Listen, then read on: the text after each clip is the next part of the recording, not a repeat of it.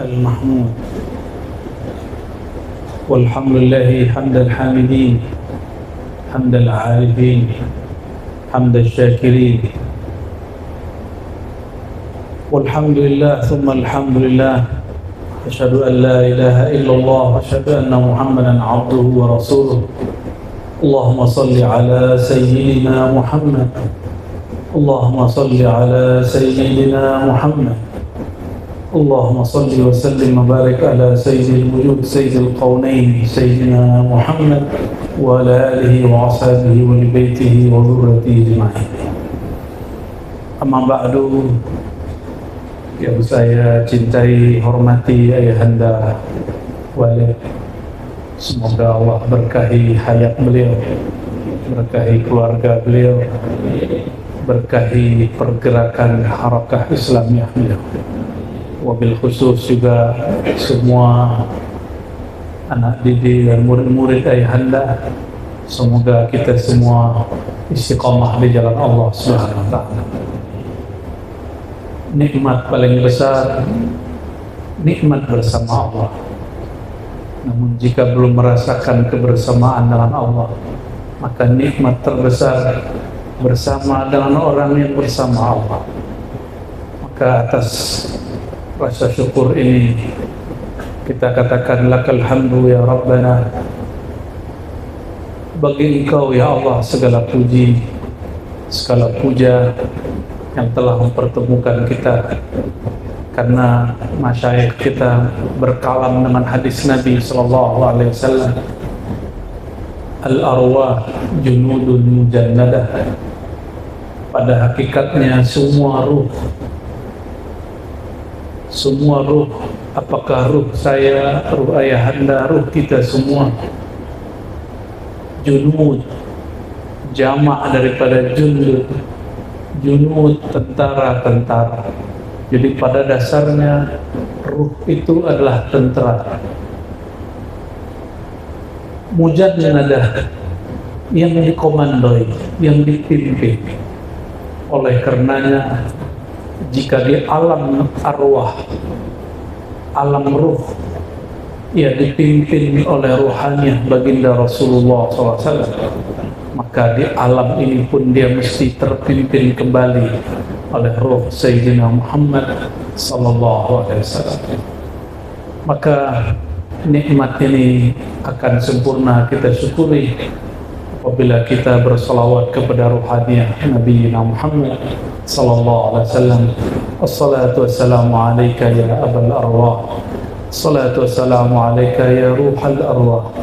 Semoga kasih sayang Allah senantiasa tercurah kepada ruh, sumber dari semua arwah, kepada ayahanda semua ruh Sayyidina Muhammad sallallahu alaihi wasallam.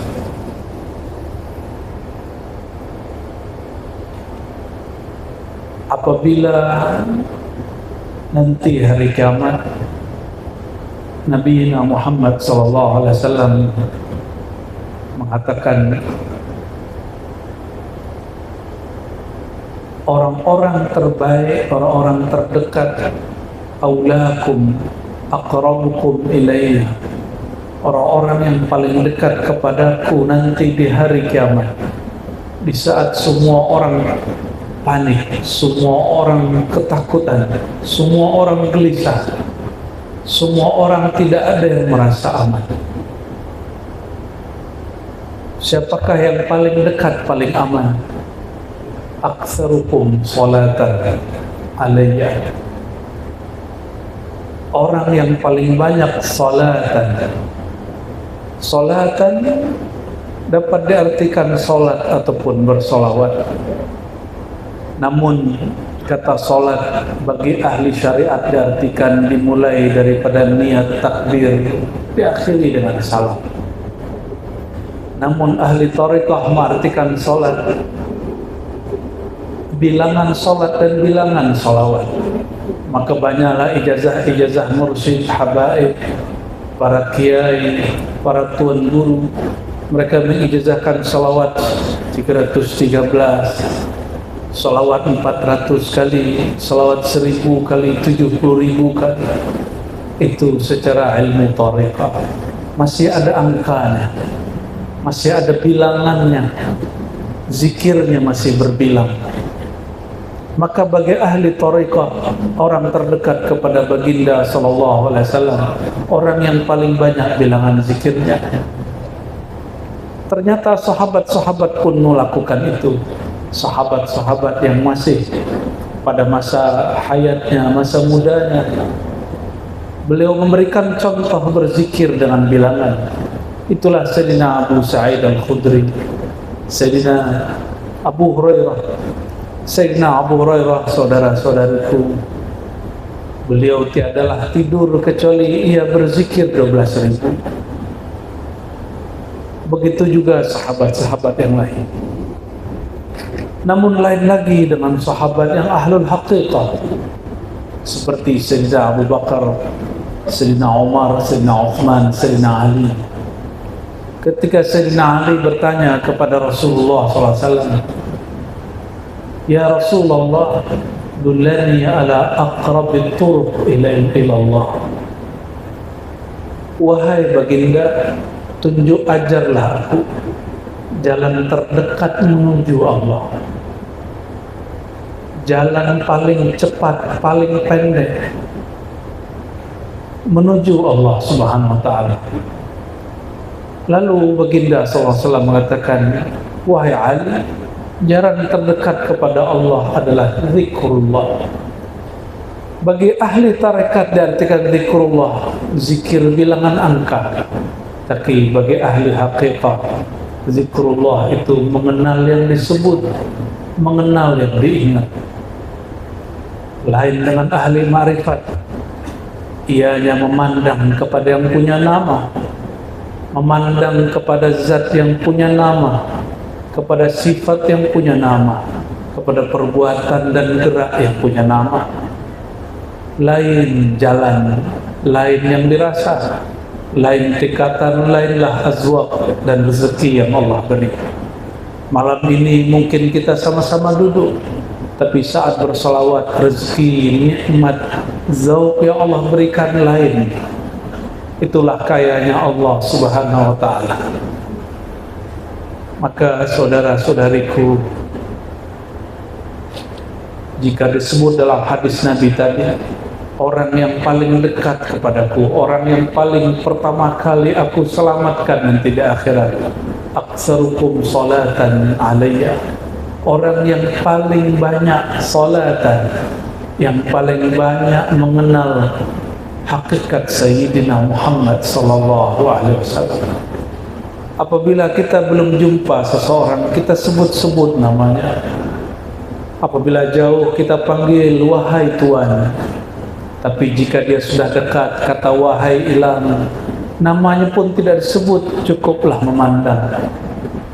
Itulah mereka al-muqarrabun, orang-orang yang didekatkan, diundang, dijemput oleh Allah Subhanahu wa ta'ala. Oleh karenanya, siapa yang berkumpul di alam ruh pasti berkumpul di alam dunia. Alam syahadah kata orang dahulu, alamul muluk kata ahli haqiqah. Alam kita ini disebut dengan istilah seperti itu. Dalam bahasa kita disebut alam nyata, alam yang zahir. Seorang mursyid saya pernah bertanya, tapi pertanyaannya untuk mendidik kami. Ar-Razi, Allah itu zahir nak? Ya, tapi Allah juga batin. Bagaimana nak cara merasakan Allah yang zahir? Tadi saya lihat syair-syair ayahanda, ternyata sama dengan guru-guru saya. Ternyata jika orang sumbernya Nur Muhammad SAW, jawabannya pun sama. Namun mungkin bahasa dan istilah yang berbeza. Apa kata beliau? Razi, engkau zahir, Allah zahir. Wujudmu ada, wujud Allah ada. Tapi jika engkau ingin merasakan zahirnya Allah, maka batinkan zahirmu, batinkan wujudmu, baru engkau merasakan Allah yang zahir. sirnakan, tiadakan wujudmu, barulah engkau merasakan tajalli wujudnya Allah Subhanahu wa ta'ala. Apabila ada orang tidak merasakan Allah menyatakan dirinya di saat dia senang, Allah akan mengenalkan dirinya di saat susah. Betullah kalimat tadi, Allah wujud saat aku senang, Allah wujud saat aku susah. Jika ada orang lalai bertuhan saat dia sehat, maka Allah akan mengenalkan wujudnya saat dia sakit. Oleh karenanya, saudara-saudariku, hal kita hanya dua, imma zahir, imma batin. Ada kalanya zahir, ada kalanya batin. Orang yang saat dia sihat, Allah tiada dalam pikirannya, Allah tiada dalam kalam bicaranya, Allah tiada dalam geraknya, maka Allah tegur dia, dibuatlah dia sakit, supaya orang ini kalamnya ada nama Allah, dalam rasa dia ada rasa bertuhan kepada Allah, dalam harap dia ada harap kepada Allahus Samad. Oleh karenanya tiada yang buruk bagi seorang mukmin. Lalu bagaimana dengan kata ulama ahli kalam? Rukun iman yang keenam adalah beriman kepada takdir, baik ataupun buruk. Baik buruk itu bahasa kita, sedangkan takdir bahasa Allah. Mungkinkah Allah yang mencipta hambanya lalu mencelakai hambanya? Tidak. Sebaik-baik waktu hamba adalah saat si hamba ingat kepada Allah. Sebaik-baik, sejaya-jayanya insan di saat hati dia terhubung kepada Allah. Maka entahlah dia sakit, entahlah dia sehat, tidak penting bagi Allah. Yang penting dia ingat kepada Allah. Jika dia sihat ingat Allah, Allah kekalkan sihatnya. Jika sakit menambah dia ingat Allah, Allah tambahlah sakitnya. Tapi masih sakitkah orang sakit jika nama Allah mengalir dari lidahnya? Jika nama Allah bercahaya di kalbunya, masih sihatkah orang yang sehat? Jika nama Allah tiada kunjung keluar dari lisannya, jika sifat Allah tiada pun dia rasa, maka orang sehat dia panik, kepala dia sakit memikirkan dunia.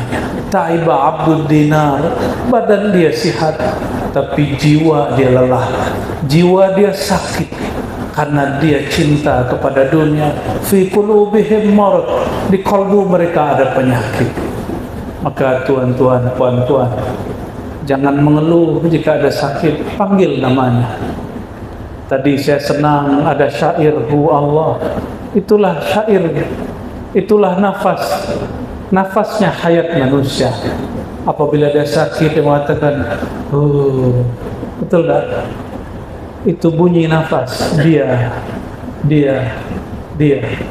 Siapa yang berkalam begitu? Para masyayikh kita dari masa ke masa, mursyid dari masa ke masa mentalkinkan zikirhu Allah. Tidak usah kemudian sakit kepala memikirkan dalilnya. Dalilnya sudah dihafal sedari kecil.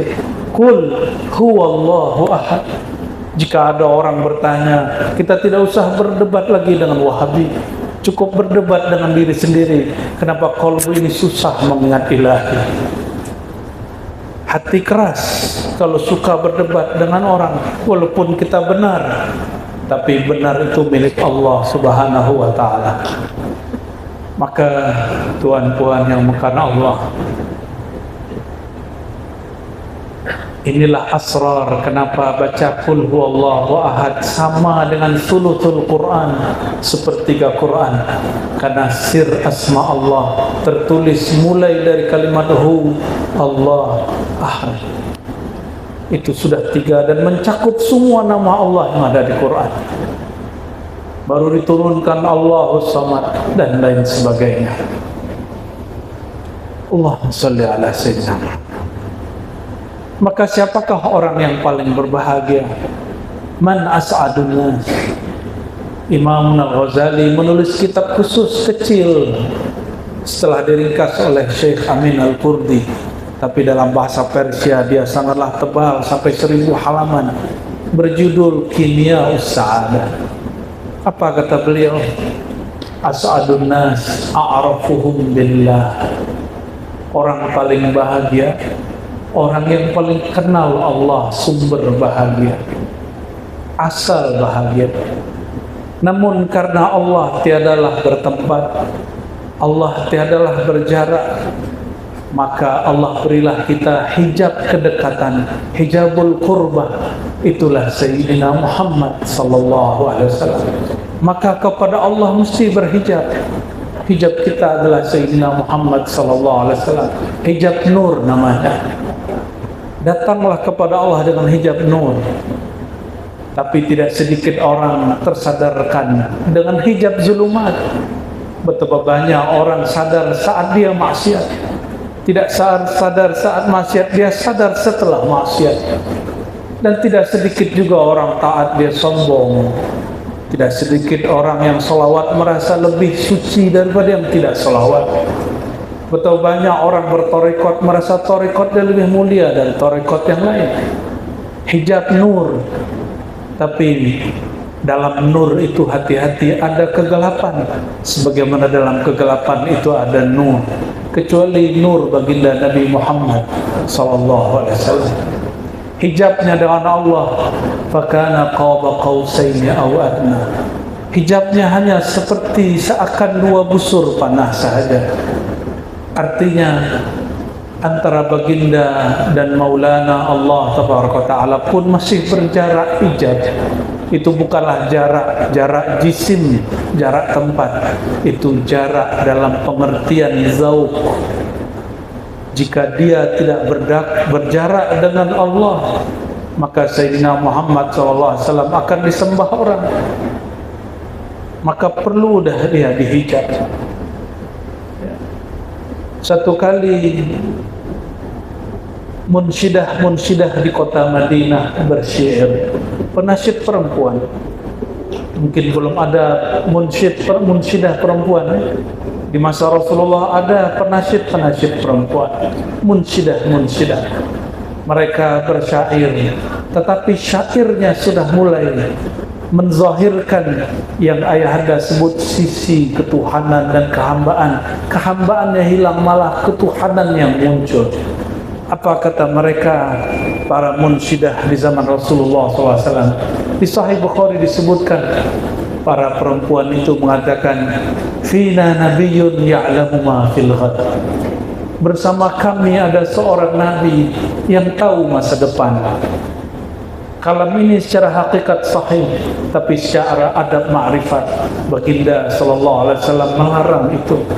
Maka kam min haqiqatin yukhaliful ma'rifah, kam min haqiqatin tukhalifu adabal arifin. Betapa banyak hakikat-hakikat jika dizahirkan dia akan melanggar adab-adab ahli ma'rifat. Wa sayyidul arifin Sayyidina Muhammad SAW, dan penghulu dari semua orang yang arif adalah Nabi Muhammad SAW. Apa kata beliau? Beliau menegur dan melarang para penasihat munsyidah perempuan, penyair Madinah. Janganlah kalian ulang kalimat itu. Walaupun hak, walaupun itu real, hakiki terjadi, tapi beliau punya adabul arifin. Inilah yang disebut adab kemakrifatan, adab Sayyidina Muhammad sallallahu alaihi wasallam. Inilah yang kemudian terlewati oleh Sayyidina Al-Hallaj. Sayyidina Al-Hallaj imam, la syak, alim kabir. Dia mengerti syariat, dia mengerti thariqah, dia mengerti hakikat. Namun dia karam dan terbakar dalam hakikatnya. Sehingga gurunya yang ahli adab, ahli ma'rifat, Sayyidina Junaid al-Baghdadi mengatakan, ya Hallaj, ya Aba Mansur, la yaqta'uka illa dam. Yang dapat menghentikan engkau hanyalah hukum darah, hukum kematian. Kenapa? Karena kasfu sirri rububiyah kufrun. Engkau telah menebar rahasia rububiyah pada dirimu. Maka benarlah kata seorang syekh namanya Suhrawardi Al-Maktul. Apa kata beliau? Syaribna fabuhna fastubihat dima'una. Kami meneguk arak ma'rifat, kami meneguk khamar ma'rifat, maka kami jadi mabuk, kami menjadi memelantur, kami bersyatahat. Fastubihat dima'una, maka darah kami dihalalkan, darah kami dikafirkan. Tapi beliau mengatakan, ayuqtalul bawah. Apakah seorang pencinta yang mengekspresikan rasa cintanya, rasa rindunya kepada Tuhan, yuqtal, dia mesti dihukum mati? Maka cukuplah itu terjadi di masa lalu, semoga tidak berulang di negeri kita. Cukuplah karya-karya Sidi Hamzah Fansuri dibakar. Cukuplah dulu di Banjar ada seorang syekh namanya Abdul Hamid Datuk Abulung, dia pun dihukum mati. Cukuplah Syekh Siti Jenar, dia dihukum mati. Kita mesti menjaga adab itu jika kita tidak sanggup menjelaskannya. Dan Al-Faqir hamba melihat ayahanda masih menjaga adab-adab itu. Semoga Allah menjaga darah beliau, menjaga hayat beliau. Umat masih membutuhkan beliau. Semoga Allah memberkahi hidup kita semua, memberkahi nur yang ada dalam diri, dan menambah nurnya menjadi nurun ala nur. Allahumma ja'alna nura. Ya Allah, karamkan kami, fanakan kami, dan bakakan kami dalam nur Engkau, nurun Nabiyyina Muhammad sallallahu alaihi wasallam. Al-Fatihah. Muhammad Bismillah.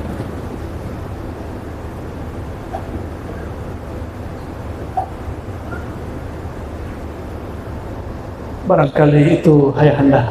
Semoga ini cukup. Masya Allah. Mungkin sambung sikit. Mau sambung apa lagi? Kalau boleh saya sebut ayahanda ini Hamzah Fansuri zaman sekarang. Karena syair Melayu dilanjutkan oleh ulama-ulama Melayu, tapi tidak ada yang semasuk Syekh Hamzah Fansuri kecuali Raja Ali Haji, Kerajaan Lingga, Kepulauan Riau. Beliau berdua pun, Raja Ali Haji Naqsyabandi, sedangkan Sidi Hamzah Fansuri beliau Qadiri Khalwati. Beliau seorang yang berqadiriyah, dan beliau pun menulis buku yang hampir sama juga lah judulnya dengan buku ayahanda. Ya. Beliau punya buku Syurbul Muntahi, minuman untuk orang yang sudah sampai di ujung jalan. Orang yang sudah usul, hidangannya lain dengan orang yang belum usul. Sayyidina Hamzah Fansuri, karena dia mengibaratkan sesuatu yang orang di zamannya tidak faham, bahkan itu setelah zaman dia, yang juga seorang mursyid Qadiriyah, Syekh Nuruddin Ar-Raniri, seorang mursyid ahli kalam bermazhab Syafi'i, akidahnya Asy'ariyah Maturidiyah, sama dengan Syekh Hamzah Fansuri. Tapi inilah sunnatullah. Sunnatullah orang pegang ma'rifat, mesti ada orang salah faham. Karena itu jalan kenabian. Kata Sayyidina Muhammad SAW di hadis Sahih Bukhari, Kitabatil Wahyi, di awal Sahih Bukhari, ketika Sayyidatuna Khadijah membawa Sayyidina Muhammad SAW kepada pamannya Sayyidina Waraqah bin Naufal, orang pertama dari ahli kitab yang beriman.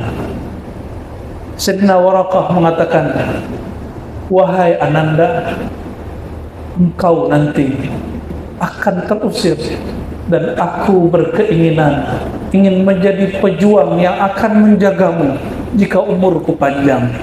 Tapi apalah daya, rasanya hayat hendak terbang. Apa kata Sayyidina Muhammad SAW?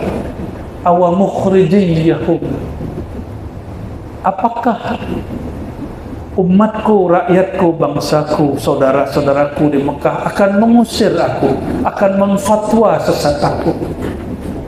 Apa jawaban Sayyidina Waraqah, ahli kitab pertama yang masuk Islam, yang beriman? Apa kata beliau? Inilah jalan orang yang didatangi oleh namus. Namus adalah Sayyidina Jibril. Semua para anbiya mengalami itu. Maka benarlah kata guru-guru kami sedari dulu, kamu belumlah benar mencapai nur kasih Allah, nur walayah, sampai engkau dikafirkan 12.000 orang. Ya. Engkau dikafirkan 12 kampung. Itu sunnatullahnya. Tapi saya berdoa semua berkah salawat ayahanda dan semua keluarga besar beliau ini Allah jaga. Amin rabbal alamin. Mungkin orang-orang yang suka kafir-kafirkan atas nama ahlu sunnah, atas nama akidah yang sahih, hati dia ingin memurnikan agama, tapi dia lupa. Dia ingin memurnikan orang, tapi dia tidak memurnikan dirinya sendiri. Dia sibuk dengan orang, dia tidak sibuk dengan batinnya sendiri. Dia tidak mengamalkan wa fi anfusikum afala tubsirun. Kenapa kau sibuk memandang orang, tapi kau lupa memandang dirimu? Inilah yang terjadi. Maka tuan-tuan, puan-puan, apabila ada di sosial media satu aib dibuka tentang seorang muslim, kiai, ustadz, tuanku, tuan guru, syekh, langsung skip. Jangan ditonton, jangan didengar. Kenapa? Mendengar aib sesama muslim itu bagian dari kemunafikan. Sibabul muslim fusuq, mencaci muslim, sesama orang beriman, sesama orang Islam, itu kefasikan. Dan fasik itu adalah ruhnya nifaq. Fasik itu ruhnya kemunafikan.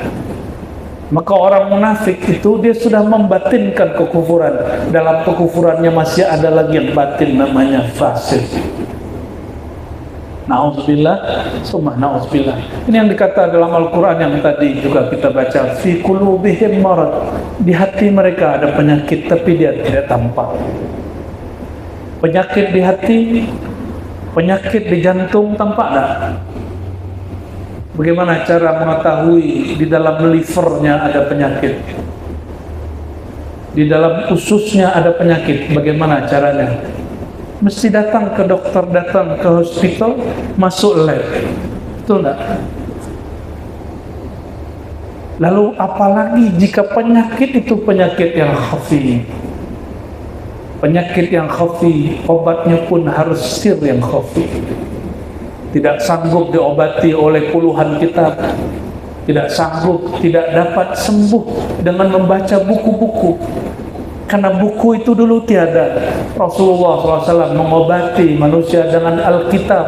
Alkitab jangan dibayangkan buku yang sudah dipublish, yang dicetak hari ini. Itu kertas, bukan Alkitab yang dimaksud. Alif Lam Mim Dzalikal Kitab La Raiba Fihi. Orang-orang berpikir Alkitab itu lembaran-lembaran mushaf. Bukan.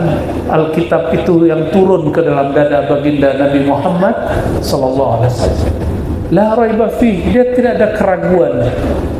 La raiba fihi, padanya Alkitab dan pada tempat wadah Alkitab. Di manakah wadah Alkitab? Fuadnya baginda Nabi Muhammad SAW. Sebagai disebutkan Quran, qalbunya baginda SAW. Sayyidina Jibril mengaktifkan kembali fuad dan qalbu Sayyidina Muhammad SAW. Tapi entah siapa yang mengaktifkan, entah siapa yang diaktifkan. Entah Sayyidina Jibril yang berguru, entah Nabi Muhammad yang berguru, entah mereka saling berguru. Allahumma salli ala Sayyidina Muhammad. Lalu kalimat ujungnya hudan lil muttaqin. Dalam terjemah biasa, petunjuk bagi orang bertakwa. Itu terjemah biasa, terjemah syariat. Tapi terjemah secara ahli rohani. Hudan di situ syifa. muttaqin. Nabi SAW mengatakan orang bertakwa. Takwa itu di mana? Kopiah, baju, serban. Makanya saya lihat ayahanda tidak pusing kepala, tidak sakit kepala dengan model songkok. Ya. Kenapa? Karena hudan dan sifat tidak ada kaitan dengan songkok, dengan kopiah. Hudan itu turunnya ke dalam kalbu. Maka at-taqwa hahuna, takwa di dalam dada. Jadi jika diterjemah secara zauqiyah, itulah Alkitab yang ada di kalbu baginda sallallahu alaihi wasallam. Yang tiada keraguan pada Alkitab, juga tidak keraguan dalam kalbu baginda sallallahu alaihi wasallam. Dan pewaris-pewarisnya, hudan lil muttaqin, obat bagi orang yang sudah ada nur ketakwaan, nur Muhammad di dalam dadanya. Maka yang dapat merasakan itu hanya yang ada nur takwa, nur sholawat, nur sholat, semuanya ada di situ. Betullah hadis Nabi SAW mengatakan as-salatu nurun. Ahli fikih sering terjemah as-salatu nurun, solat itu nur. Tapi ahli marifat menerjemah bersolawat itulah nur. Kullama zitta zada nur. Setiap kali engkau tambah salawat, Allahumma salli ala sayyidina Muhammad, Allahumma salli ala sayyidina Muhammad, maka nur bertambah. Nurun ala nur. Maka jika ingin melihat orang yang bercahaya kalbunya, carilah orang yang dalam hatinya ada nur salawat kepada baginda Nabi Muhammad sallallahu alaihi wasallam. Maka salat pun tidak sah jika tidak ada salawat kepada baginda Nabi Muhammad sallallahu alaihi wasallam. Maka saya tutup dengan satu hadis. Apa kata baginda sallallahu alaihi wasallam dalam hadis Imam An-Nasai, hadisnya hasan yuhtaju kas-sahih. Hubbiba ilayya minad dunya at-tib wan nisa wa ju'ilat qurratu 'aini fis salah. Allah membuat aku senang kepada dunia satu parfum, harum-haruman wewangian. Nah ini tuannya, ahli parfumnya, ahli wewangiannya. Tapi guru kami Syekh Amin Al-Qurdi, Amin Salim Al-Qurdi, salah satu mufti di Lebanon, berkalam waktu beliau mengkaji tentang syama'il Nabi Muhammad sallallahu alaihi wasallam, bahwa Nabi Muhammad sallallahu alaihi wasallam menyukai misik, kesturi. Apa kata beliau?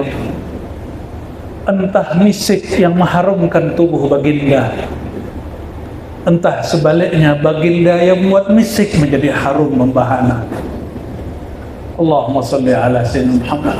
Oleh karenanya ahli-ahli makrifat mendendangkan pujian, huwa al-miskul khitab. Dialah sebenarnya misik yang sebenar-benarnya, Sayyidina Muhammad sallallahu alaihi wasallam. Walaupun tubuh beliau sudah ditanam di Madinah, tapi siapa yang ada makrifat kepadanya, makrifat kepada nur Sayyidina Muhammad SAW, makrifat kepada ruh Ahmad, maka orang itu harum, orang itu mendapati wewangian baginda Nabi Muhammad SAW. Itulah kenapa Allah kemudian membuat Sayyidina Muhammad SAW menyukai al-misik. Maka karena Rasulullah SAW suka kepada misik, kita pun suka kepada misik. Padahal al-misik al-haqiqi huwa, al-misik sejati adalah Sayyidina Muhammad sallallahu alaihi wasallam. Lalu beliau mengatakan an-nisa.